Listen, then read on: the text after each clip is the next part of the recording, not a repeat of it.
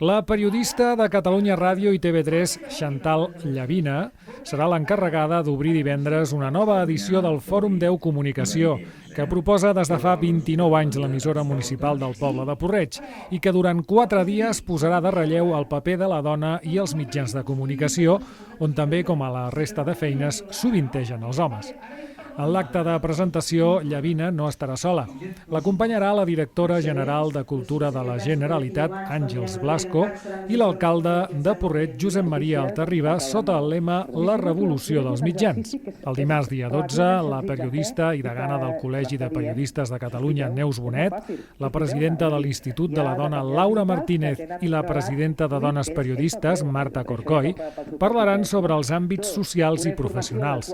El dia 15, l'activista i comunicadora Sor Lucía Caram compartirà taula i debat amb l'esportista i diputada Núria Piques, sota el lema Els mitjans de comunicació per assolir reptes. Finalitzarà el Fòrum 10 el dia 29 amb l'escriptora i comunicadora Belt Olit, que parlarà del paper de la dona i els mitjans de comunicació més enllà d'un títol. En 29 anys de fòrum s'ha aconseguit el propòsit inicial, fer visible el nom de Porreig com un referent en la comunicació del país, portar al poble unes xerrades dignes d'una universitat i contagiar-se de l'èxit que envolta aquests professionals. Home, sí, jo penso que és una forma de que el nom Porreig vagi sortint, que no només surti un dia determinat per un problema que hi pugui haver, sinó que és al revés.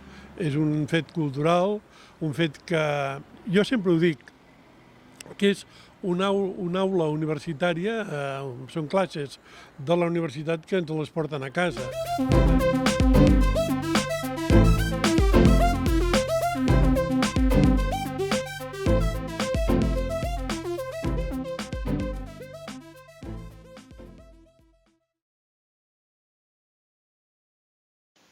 Renovació de l'enllumenat públic.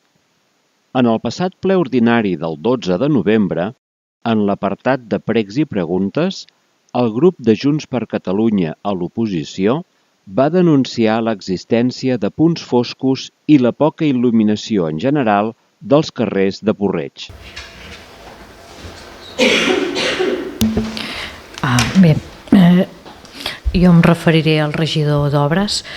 És el tercer ple que recordem que el procés de renovació de llums que es va començar a finals d'agost, primers de setembre, continua sense finalitzar, que ens veu comentar que hi havia un error tant a la zona com en la potència de les llums que s'havien canviat al carrer Llobregat.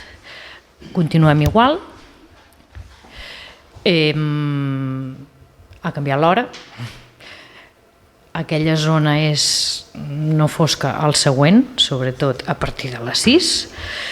I per últim recordar-vos que hi ha llocs on els llums estan fosos, se us ha comunicat formalment, s'ha entrat alguna instància per part dels veïns.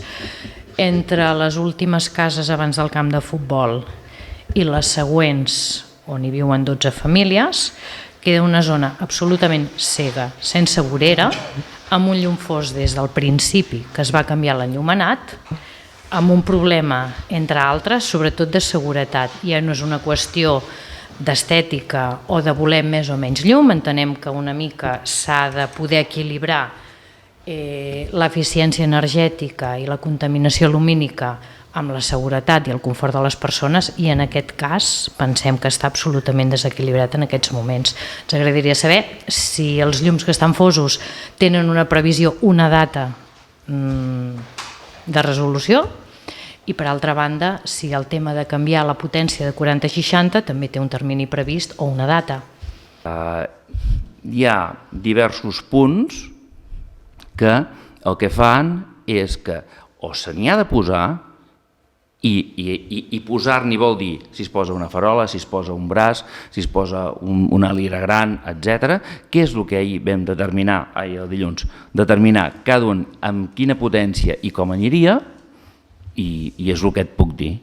El termini, jo ho entenc, sí, ara es fa fos més d'hora i sí, hi ha gent que creu que la seva zona ha quedat més fosca, sí, tots els punts intentarem arreglar-los tan aviat com puguem. S'ha demanat una pròrroga, vull dir, estem més amb un termini més llarg, però de millor solució. Només puc dir això. El regidor d'Obres, Jesús Subirats, va dir que l'obra no està acabada encara i que s'ha vist la necessitat de posar nous punts de llum i reforçar algunes zones per guanyar il·luminació. I sí, per exemple, tothom ha vist el cono que tenim aquí davant de la plaça de la Creu. Sí, ja ho sabem. Hi va una farola, com tants altres, que d'altra gent també ens ha fet adonar. Ho sabem. Amb la mesura que puguem, ho solucionarem tan ràpid com puguem.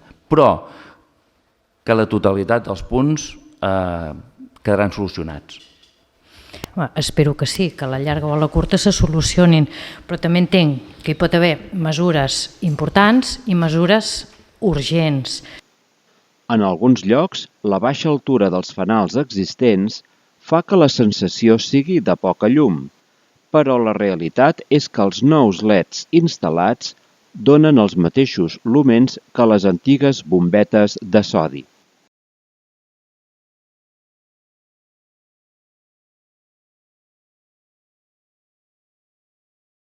Si vam comparar els lúmens de llum que hi ha amb la nova il·luminació que hi ha al carrer Llobregat i la vella, el fanal groc de sodi, i té exactament la mateixa il·luminació. El que passa que la sensació, perquè com que la llum va del fanal en avall, és de molta menys il·luminació al carrer.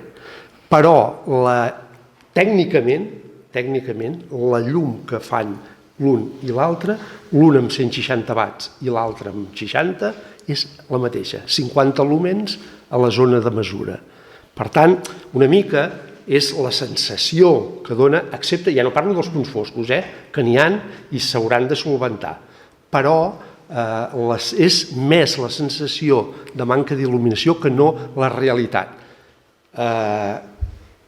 Que hi ha una altra problemàtica, ja l'hem explicat altres vegades, que és la de que aquests fanals de la carretera, i evidentment econòmicament no era factible canviar-los, són molt baixos, i evidentment els fanals baixos fan un vano més estret i queden algunes zones d'ombra, per dir-ho d'alguna manera, que no amb manca d'il·luminació.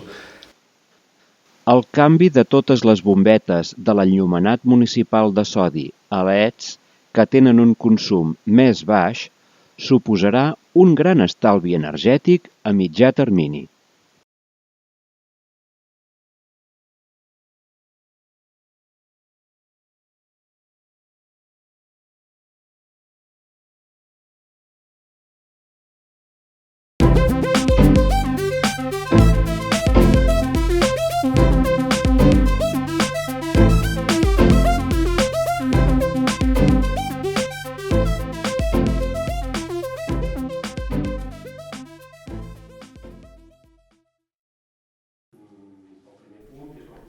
El projecte de la incineradora de Cercs continua traient fum a la comarca.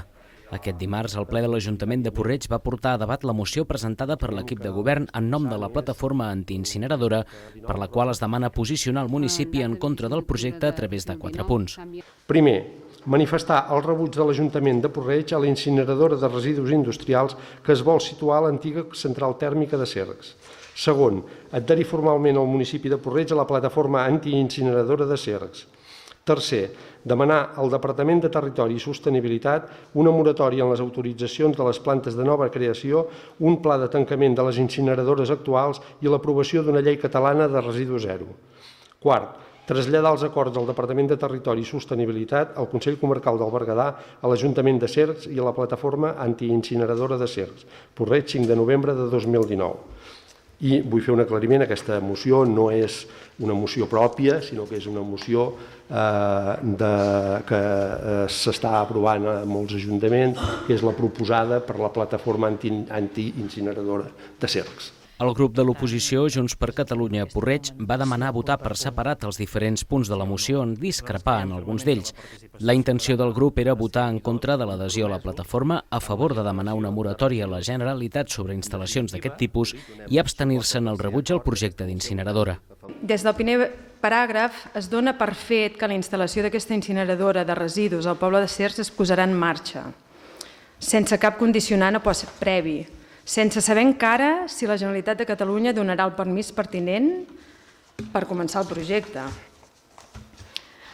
I és un fet rellevant, ja que sense els pertinents informes d'experts sobre el projecte i el seu impacte medioambiental i tècnic, com el seu impacte social i econòmic, difícilment els veïns en el seu conjunt i els representants electes individualment podem concloure amb tota la informació a l'abast sobre l'adequació o no d'aquesta instal·lació al municipi de Cercs, que és a qui en primera instància li pertoca de decidir la implementació o no d'aquest projecte. Per aquest motiu, en el primer punt de la moció, que és el que nosaltres volíem votar per separat, i davant la falta de conclusions dels informes tècnics específics del projecte de la incineradora, així com per la manca a data d'avui d'una conclusió ferma per part de l'Ajuntament de Cercs sobre el mateix projecte, aquest grup es posiciona com a una abstenció i crida a la reflexió perquè en temes mediambientals de gran sensibilitat no en fem un ús polític. Això no vol dir que el grup de Junts per Cat Porreig estigui a favor d'aquesta incineradora. Senzillament posem en qüestió que necessitem molta més informació de tècnics per donar el nostre posicionament clar. I en el moment que això esdevingui o en el moment que la Generalitat digui el que cregui convenient, nosaltres després ens posicionarem en un cantó o en un altre. Però de moment, i jo personalment, i crec que els meus companys igual, ens veiem... Jo no em veig possibilitada dins dels meus coneixements mediambientals per decidir una cosa així.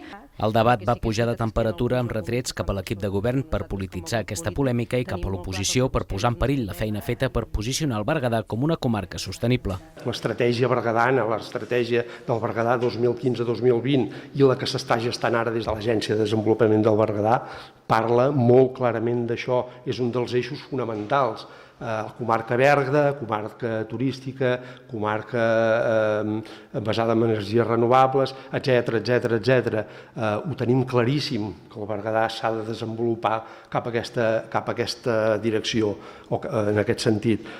I una incineradora de residus industrials on s'han de cremar 1.000 tones de residus cada dia, on portaran entre 30 i 40 camions d'aquests grossos cada dia a Cercs, on es cremarà i tot el que es crema treu fum i no hi ha filtre tècnic que elimini completament les emissions, va diametralment en contra d'una comarca tal com està plantejada i com molta gent treballa al Berguedà des de fa molt temps.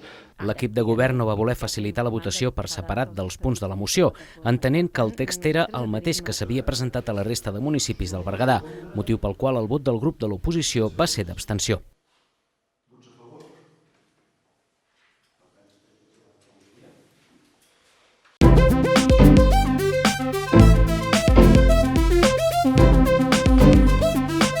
Aquest diumenge es va presentar a la Sala Doctor Llaveries de Porreig el 39è volum d'escrits i poemes de l'Associació Literària Pensaments i Paraules.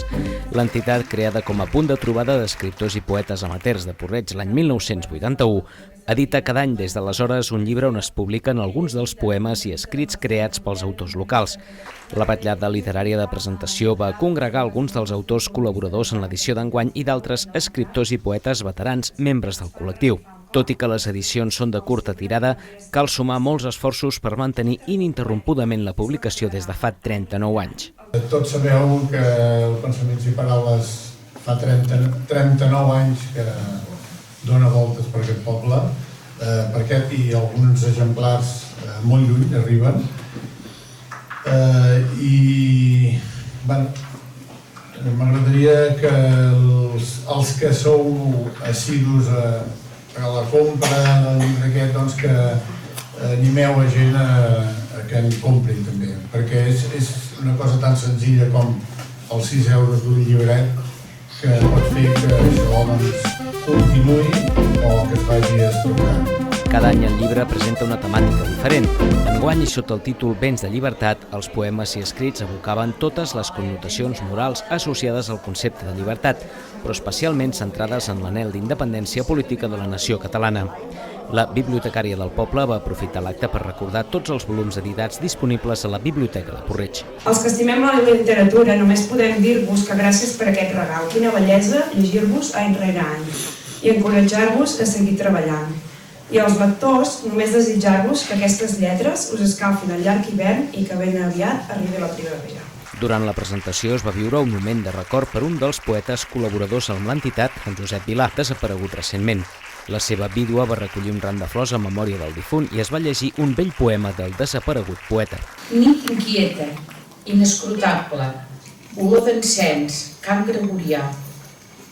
Nit de somni inenarrable que et trenca el son i ens fa cridar. Les campanes mudes toquen a morts. La nit és dia amb lluna plena. Veus el camí que du a port i sents sorolls de tota mena. Blanques parets del cementiri, nínxols lluents, tot platejat. Per tu la vida s'ha fet martiri i et trobes sol i aclaparat. En la pau quieta del cementiri, ombres de xiprers allargassades. Avui és el dia de Tots Sants i moltes ànimes són encisades. Llampurneja l'estelada i la lluna amb cara pàl·lida fa més blanca la rosada. Sents la mort com cosa càlida. La llum inquieta de la capella parpelleja, tot fent titelles, i imposa l'ànim una pau fonda, i veus la mort com cosa vella que et va atraient cap a la tomba. Què és la vida? És viure, créixer, passar pel món sense cap queixa, fer que el camí en sigui planer, recordar el jorn que vam néixer i esperar el dia que em moriré. Som pelegrins damunt la terra, que caminem vers un cel blau, fins traspassar l'agresta serra on trobarem repòs i pau. La vetllada literària va continuar amb un recital de poesia i cant a càrrec de Jaume Calatayud i Vicent Molera. El duet va musicar una selecció de poemes d'autors i autores catalanes del segle XX.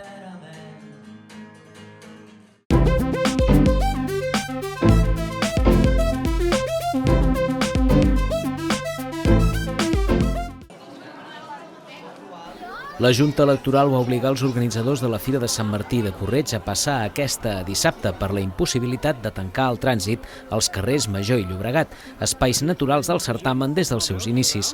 La Unió de Botiguers i Comerciants temien un impacte negatiu en el nombre d'expositors i públic. Afortunadament, la resposta va ser positiva i la fira va discórrer amb la normalitat habitual. Una altra fira de Sant Martí, potser una mica típica, per la situació que tenim, social, política, una mica atípica perquè aquest any, enguany, la fira, tal com l'hem conegut des de fa molts anys, només podrà ser avui, tot i que demà els actes previstos continuen igual, però per culpa de la jornada electoral aquesta via no pot estar tancada a la circulació i per tant hem hagut d'adaptar la fira d'enguany a aquestes circumstàncies. De tota manera hi seguirà havent tots els actes, el Cercavila de Gegants, la plantada de gegants, el vermut, tots els actes previstos hi seguiran sent, amb la salvetat que per aquí dins hi podran passar cotxes. L'encarregat d'inaugurar la fira va ser l'industrial porreigstenc Joan Ricard Ballarà, amb motiu del centenari de l'empresa de pastisseria industrial Ballarà S.L. I amb la presència delegada del govern a la Catalunya Central, Alba Camps, i el director dels Serveis Territorials de Cultura, Lluís Serrarols. Però a banda de la presència institucional, la inauguració va aixecar força expectació per l'estrena de l'himne de Puig-reig, interpretat per la banda i el coro de l'Escola Municipal de Música del poble. L'himne està compost pel músic i mestre de l'escola Xavier Guitó i la lletra és obra d'un altre músic i escriptor porreigstenc, en Quim Puig. Que això va venir d'un encàrrec del regidor de Cultura, el Jesús Subirats, que es va posar en contacte amb el Xavier Guitó, que li va dir, escolta, aquí a Puig-reig no tenim himne, estaria molt bé tenir un himne. I el Xavier doncs, li va dir que un himne havia de tenir lletra per anar bé, perquè el pogués cantar tothom. En aquest cas, doncs, després de parlar-ne, estàvem parlant per telèfon amb ell amb els mans lliures, hi havia la seva dona, la Maria Antònia, per tant era una conversa a 3. I la Maria Antònia va dir: escolta, per què no fer una cosa especial? Podríeu fer un acròstic, que les lletres inicials de cada vers digués o Sant Martí o Porreig, i és clar, és que ens ho va servir amb safata. No sé si heu vist que la lletra que hem fet són 2 estrofes de 4 versos, 2 quartetes, i per tant les inicials de cada estrofa formen els noms, la primera Puig i la segona Reig. Amb 76 parades, de les quals més del 60% eren indústries locals, la Fira de Sant Martí va complir les expectatives econòmiques de la Unió de Botiguers. Centenars de persones van passejar tot dissabte pel recinte firal, on s'hi podia trobar tota mena d'articles, com roba, electrodomèstics o eines, al costat de les parades de les entitats i les que van tenir més visitants durant el dia, les de productors agroalimentaris i obradors artesans del poble. El sector de l'automoció també va estar present a la fira. Diumenge no hi va haver fira per la prohibició de tancar el recinte firal. Per compensar-ho i no trencar la tradició del certamen, els comerciants van obrir portes durant tot el dia, una mesura que va gaudir de bona acollida entre el públic porreigtenc.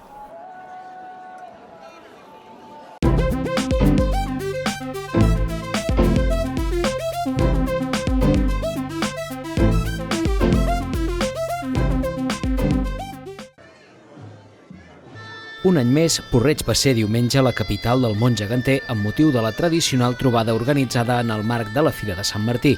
Un total de 14 colles de tot el país van participar d'una lluïda i gran cercavila, l'únic acte de la Festa de Sant Martí autoritzat per la Junta Electoral. Després, a la gran esplanada de la plaça Nova, gegants i gegantes van realitzar els seus majestuosos i divertits balls. Enguany hi havia molta expectació al poble per l'estrena de 2 nous gegants porreigtencs, el Roure i la Marieta. Van fer el primer ball de gala davant dels seus padrins, el Martí i la Carme, gegants grans de Porreig. Els nous gegants de l'escola Alfred Mata van ser creats per facilitar a la canalla poder-los ballar. Són lleugers i adaptats a la força i al cos adolescent de les noies i nois de 6è de primària. En el disseny i creació de la parella de gegants han participat tots els nens i nenes del centre. La idea és això, que aconseguir que pesessin menys, perquè pels nens de 6è realment era difícil poder-los aportar tot un passacarrers del poble, i la gràcia és que ells els disfrutin. La idea va sorgir ja fa uns 2 anys. Nosaltres vam contactar amb la Montse i el Toni, que són la gent que es dediquen a fer gegants, i llavors el curs passat, on hi van participar els nens que actualment estan fent primer d'ESO a l'institut, més nens de la nostra escola, es va fer un taller. Ells van participar en l'elaboració de diferents sessions per la formació dels CAPs, van fer tallers amb fang, amb cartró, venien aquí a la Montse i al Toni els divendres i els ajudaven, i també ells van col·laborar fent els dibuixos i aportant una mica la idea del que ha sigut la resolució d'aquests gegants. Llavors la Montse i el Toni se'ls van emportar al seu taller i van acabar la finalització. El nom de tots 2 gegants també va ser triat per votació popular.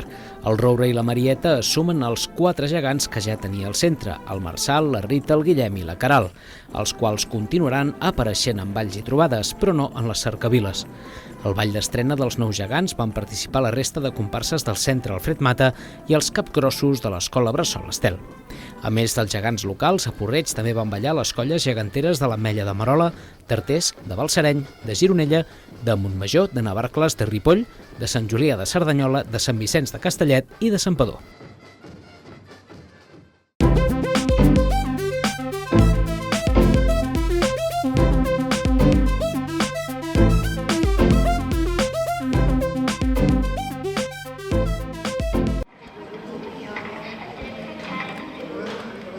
Televisió de Porreig va a la fira. Televisió de Porreig ha estat present a la Fira Comercial de Sant Martí per primera vegada en un estand que va esdevenir el punt de trobada dels nostres col·laboradors i amics durant tot el dissabte i diumenge al matí. L'estand estava equipat amb una càmera i un monitor per donar imatges en directe de la fira i es va condicionar un plató per fer entrevistes als convidats. Els visitants van poder contestar una enquesta en què es consultava sobre els continguts, els horaris i les preferències de l'audiència de la televisió local. Una demanda generalitzada que ben aviat es durà a terme serà que l'informatiu es farà a les 8 del vespre i es repetirà cada 6 hores. L'agenda es farà cada 3 hores i, per tant, cada 6 coincidirà amb l'acabament de l'informatiu. Aquesta fira de Sant Martí, pel que tinc entès, intenta conjuminar dues coses, treure dos valors interns de la vila de Porreig, que són les seves entitats i valors culturals, i d'alguna manera conjuntament també amb els valors comercials.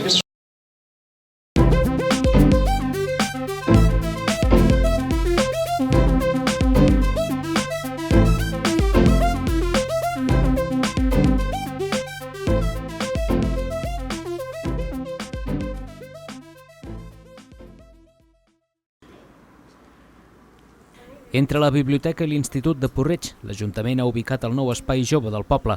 Es tracta d'una pèrgola metàl·lica que pretén ser un punt de trobada dels joves gràcies als equipaments existents al Passeig d'Octubre. Aprofitant que hi ha la zona de skatepark, vam creure que era una molt bona ubicació, ja que amplies una miqueta més aquesta zona i dones aquest servei als usuaris jovent que volen utilitzar l'escatepark. També, evidentment, en el mateix passeig s'hi troba l'Institut, que és un punt on es recullen la majoria del jovent del poble, doncs tenen un espai més en aquest passeig. La marquesina disposa de 8 carregadors de mòbil i servei de Bluetooth per posar i escoltar música amb altaveus incorporats.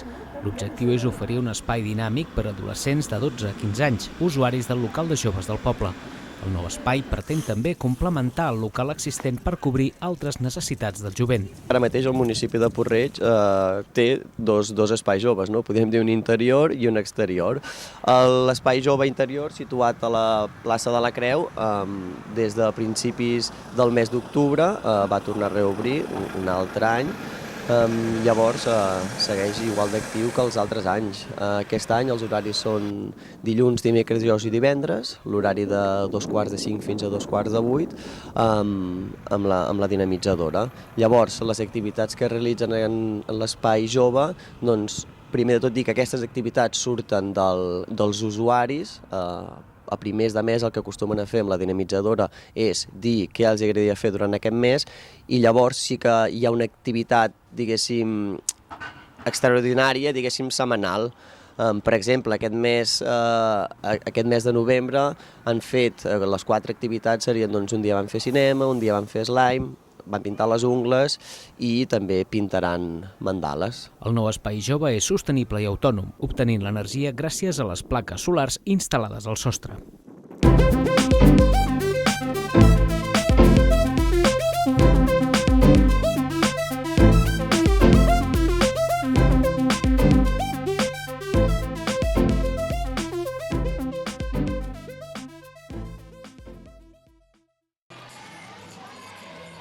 Fomentar la pràctica del bàsquet entre la canalla és l'objectiu de les trobades d'escoles d'aquest esport a la demarcació central. Porreig va ser la seu dissabte passat de la reunió dels centres educatius amb equips de bàsquet, unes trobades organitzades cada 2 mesos a diferents punts de les comarques centrals. A Porreig, més de 230 jugadors de P4 fins a segon de primària van participar d'aquesta jornada no competitiva, representant a 11 clubs i escoles del Bages, el Berguedà, Osona, el Moianès i la Cerdanya. La veritat és que molt contents perquè hi ha un ambient impressionant. Això per la federació és superimportant per la promoció del bàsquet, que aquests nens i nenes tan petits puguin trobar-se com a mínim un cop cada 2 mesos i poder fer partits sense resultats, sense marcador. L'importància és que votin i que encistellin. El pavelló es va omplir de gent per animar els més petits a iniciar-se en el món del bàsquet, especialment de familiars i amics, però també d'aficionats amb ganes de veure les evolucions de les futures estrelles. Per la federació, fomentar aquest esport entre els més petits és posar els fonaments per mantenir viva la gran pedrera del bàsquet català, amb figures de talla mundial com els germans Gasol, Ricky Rubio, Rudy Fernández o Sergi Baca. Aquest programa d'escoles de bàsquet és un paquet que va dels nens petits de 5-6 anys, i d'alguna manera són els que és la base per poder fer la piràmide per construir els clubs. A partir d'aquí doncs, amb una metodologia molt basada en el joc, molt basada en la psicomotricitat i sempre amb l'esperit aquest que no impera el resultat i el guanyar i que els nens vagin agafant aquests hàbits. Llavors a la Catalunya Central tenim unes 20 o 25 escoles de bàsquet i la intenció de la federació és anar fent créixer perquè per nosaltres és la piràmide que sustenta tot el projecte. El Club Bàsquet Porreig va ser l'amfitrió de la trobada juntament amb l'Ajuntament. A tots els nens i nenes participants se'ls va obsequiar amb un abundós esmorzar i també un regal de record. Tenim 28 equips de diferents escoles de tota la Catalunya Central. La majoria venen de la zona del Bages, tenim d'Artés, tenim de Sant Fruitós, de Manresa, però també tenim de la part més nord del Navàs, tenim del Porreig i de la zona també més cap a Osona, que és Tona, també tenim el Torelló, tenim el Sant Joan de Vilatorrada, cap a l'altra banda tenim el Piera, o sigui que tenim moltes escoles, avui molt contents per aquesta resposta que ha sigut aquesta trobada d'escoles. Ja te torno a repetir, 28 equips, un total d'uns 230 jugadors, nens petits de P4 a segon de primària. El parquet del pavelló es va dividir en pistes de bàsquet adaptades a les edats dels jugadors i les jugadores i en partits creuats entre tots els equips presents per tal que tothom pogués gaudir d'aquest esport.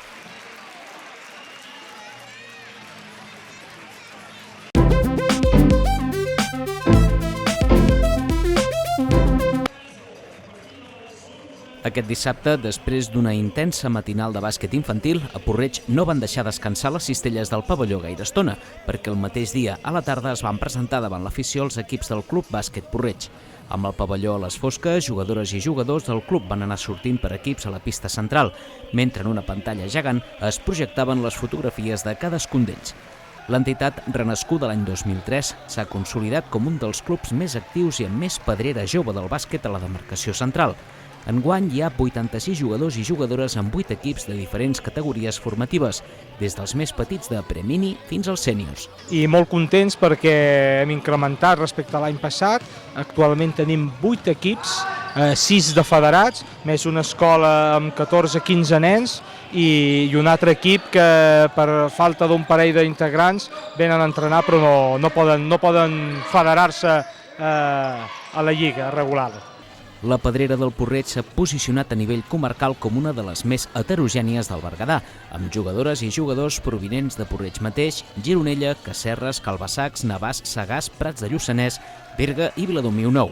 Les darreres temporades el club ha experimentat un augment del nombre de jugadores, el que ha propiciat una majoria d'equips femenins a les estructures del club. El femení a Porreig està agafant bastanta força. Actualment tenim dels 6 equips federats, 3 d'ells són absolutament de nenes, d'equips femenins, i els altres 3, n'hi ha un de masculí i 2 són mixtes. A més de l'escola, que també hi ha una barreja de nens i nenes. El club organitza cada any el torneig de bàsquet del poble, el qual es celebrarà pels vols de Nadal i la competició 3x3 de vòlei d'estiu, a més de participar en altres esdeveniments esportius a nivell local, comarcal i en la demarcació central. El club, però, fa una crida a l'afició a omplir el pavelló quan juguen a casa, per gaudir d'un bon espectacle i fer costat a nois i noies defensant els colors del Porreig. Sí, sempre és maco que vinguin com avui, que tenim les grades bastant plenes perquè hi ha la presentació, però bueno, també segurament que hi ha molta gent que no ho saben, que juga a l'equip sènior, que el tenim ara jugant de fons se sent, cada 15 dies aquí al pavelló, i també són partits macos de venir a veure. A més de la presentació dels equips, es van programar diferents partits de bàsquet de totes les categories del club, tant dissabte a la tarda com diumenge al matí. La festa de presentació dels equips es va acabar amb un sopar de germanor de tots els membres del club al mateix pavelló d'esports.